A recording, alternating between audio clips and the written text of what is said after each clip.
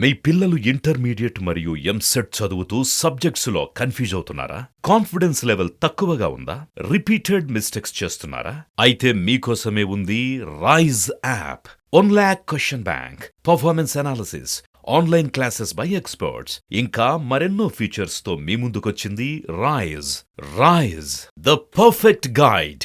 Description లో ఉన్న లింకును ఉపయోగించి సబ్స్క్రైబ్ అవ్వండి.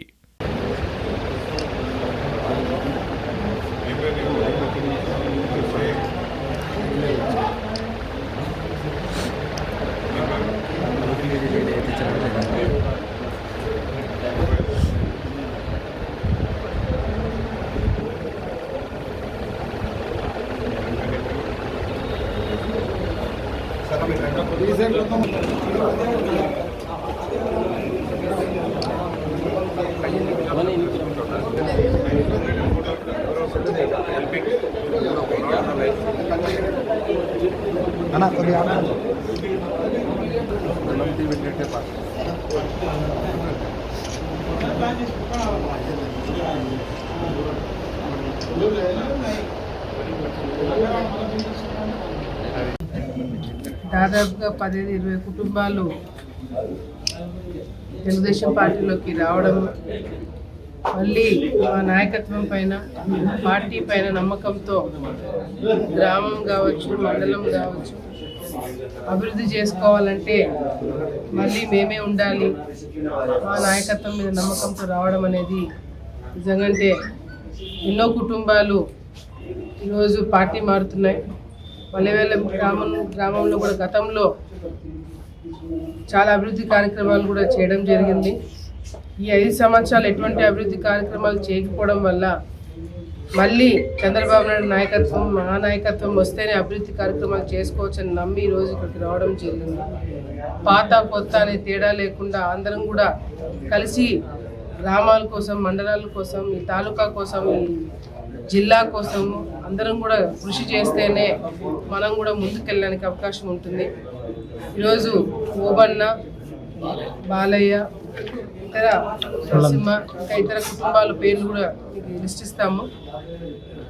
దాదాపుగా 15-20 కుటుంబాలు, చిన్న ఊరైనా ఈరోజు అందరూ కూడా ఇక్కడికి రావడం అనేది మాకు చాలా సంతోషంగా ఉంది. వీళ్ళందరూ కూడా పార్టీలోకి స్వాగతం పలుకుతూ గతంలో భూమానారెడ్డి గారితో ట్రావెల్ చేసిన వాళ్ళే, గతంలో వాళ్ళందరూ కూడా కలిసి పనిచేసిన వాళ్ళే.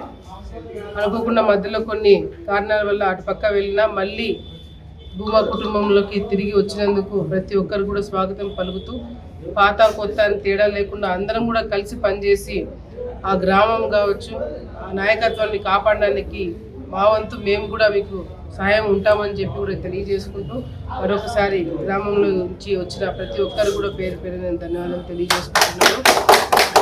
ఈ రాక్షస పరిపాలన జరుగుతుంది.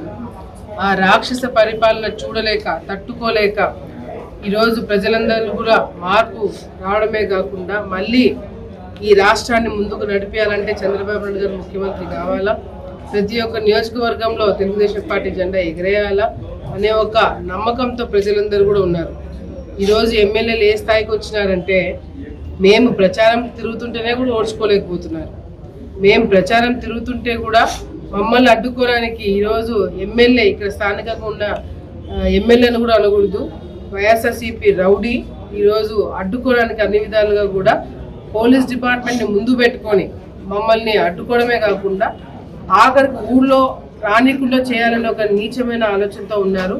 కానీ వాళ్ళకి తెలియంది ఏంటంటే, మీరు ఎన్ని అరాచకాలు చేసినా, ఎంత భయపెట్టాలని ప్రయత్నం చేసినా, ఎన్ని కేసులు పెట్టినా, ఏం చేసినా కూడా ఇక్కడ తెలుగుదేశం పార్టీలో కావచ్చు, లేదా భూమా కుటుంబంలో కావచ్చు, భూమా కార్యకర్తలు కావచ్చు, ఎవడు కూడా భయపడేవాడు ఎవడు కూడా ఇక్కడ లేడు. ఆ విషయం మీరు ముందు తెలుసుకోవాలి. భయం అనేది మీ దగ్గర ఉంది, భయం అనేది మీ ఇంట్లో నుంచి మొదలైంది. కాబట్టి ఈరోజు ఆడపిల్లనైనా మమ్మల్ని బయట తిరగకుండా చేసే కార్యక్రమాలు చేస్తున్నారు. తప్పకుండా దానికి అన్నిటికీ కూడా సమాధానం రేపు పొద్దున మేము వచ్చిన తర్వాత చెప్తామని చెప్పి కూడా సందర్భంగా తెలియజేసుకుంటూ ప్రజలందరూ కూడా గమనించండి. తెలుగుదేశం పార్టీ వచ్చినప్పుడు గతంలో ఈ 2 సంవత్సరాల్లో ఎవరి మీద కూడా తప్పుడు కేసులు పెట్టలేదు. గత ప్రభుత్వంలో మేము మంత్రిగా ఉన్నప్పుడు కూడా ఎవరిని కూడా ఇబ్బంది పెట్టలేదు. కేవలం అభివృద్ధి అభివృద్ధి అభివృద్ధి అని చెప్పి మాత్రమే తిరిగినామే తప్ప ఏ ఒక్క వైసీపీ నాయకులను కూడా మేము తప్పుడు కేసులు పెట్టి లేదా ఇబ్బంది పెట్టే కార్యక్రమం చేయలేదు. కానీ ఈ ప్రభుత్వం, ఈ వైఎస్ఆర్సీపీ నాయకులు వచ్చిన తర్వాత ప్రతి ఒక్క గ్రామంలో తెలుగుదేశం పార్టీ వాళ్ళని ఓట్లు వేసిన వాళ్ళని కూడా, కార్యకర్తలు పక్కన పెడితే ఓటు వేసిన ప్రజలను కూడా ఇబ్బంది పెట్టే కార్యక్రమాలు మీరు చేశారు. సో ప్రజలందరూ కూడా గమనించండి. ఎవరి నాయకత్వం అయితే ఈ తాలూకాకి మేలు అవుతుందని మీరు కూడా ఆలోచించుకొని ఈరోజు ఓట్లు వేయాలని చెప్పి కూడా తెలియజేసుకుంటూ మరొకసారి ఇక్కడికి వచ్చిన ప్రతి ఒక్కరు కూడా పేరు పెట్టిన నేను ధన్యవాదాలు తెలియజేసుకుంటాను.